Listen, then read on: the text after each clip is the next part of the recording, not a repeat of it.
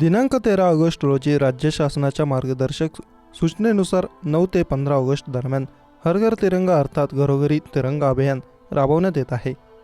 या अनुषंगाने श्रीमती कोमल सावरे मुख्य अधिकारी तथा प्रशासक यांच्या प्रमुख उपस्थितीत नगर परिषद मानवतच्या ज्येष्ठ कर्मचारी श्रीमती चंद्रकलाबाई गोविंद भाले सफाई कामगार यांच्या हस्ते नगर परिषद कार्यालय मानवतचा ध्वजारोहण सकाळी 7:55 करण्यात आला। यावेळी नगर परिषद अभियंता सय्यद अनवर मुजासा खोडवे, लेखपाल कदम, शिंदे साहेब, मनमोहन बारहाते, सोनाजी काळे, संजय कुराडे, कार्यालयाचे सर्व कर्मचारी अधिकारी उपस्थित होते। याचा मुख्य उद्देश स्वातंत्र्यासाठी प्राणाची आहुती देणाऱ्या शूरवीरांचा सन्मान होऊन प्रत्येकाच्या मनात देशभक्ती जागृत व्हावी यासाठी अभियानाअंतर्गत घरोघरी तिरंगा अभियान राबवण्यात येत आहे।